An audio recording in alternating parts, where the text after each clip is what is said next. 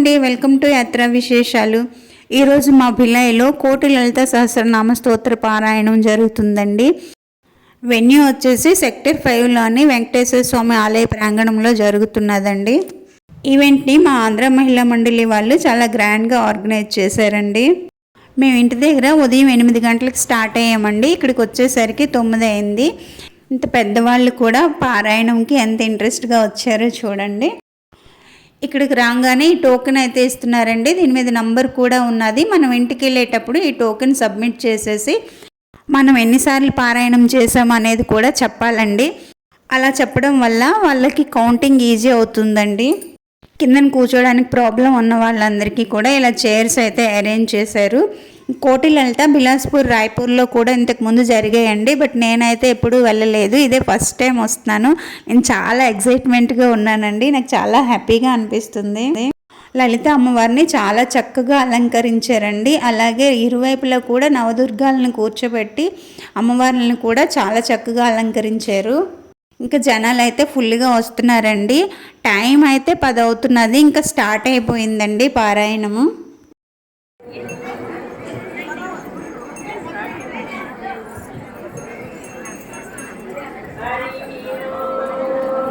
ఇగో ఇప్పుడు స్టార్ట్ చేస్తున్నాం. హరి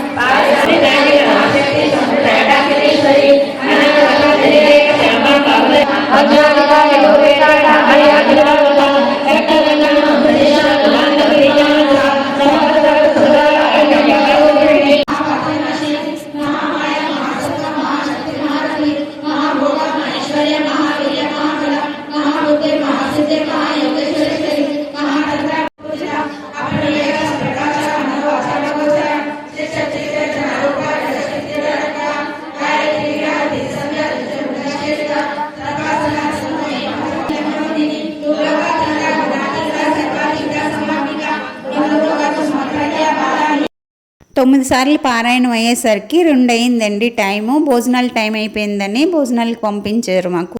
భోజనం అయితే చాలా నీట్గా చాలా టేస్టీగా చేశారండి. అన్నము, పప్పు, 2 కూరలు, స్వీటు, అప్పడాలు, ఆవకాయ, తోపులాట లేకుండా చక్కగా 3 చోట్ల పెట్టారండి. ప్రశాంతంగా భోజనం చేసాము. తాంబూలం కూడా ఇచ్చారు. అరటిపండు, లడ్డు, బ్లౌజ్ పీస్, గాజులు ఇవన్నీ ఇచ్చారండి. ఇదిగోండి వీళ్ళంతా నాతో లలిత పారాయణంకి వచ్చిన వాళ్ళండి. నాతోటి ఒక 25 మంది వరకు వచ్చారు. మిగతా వాళ్ళంతా భోజనాలు చేస్తున్నారండి.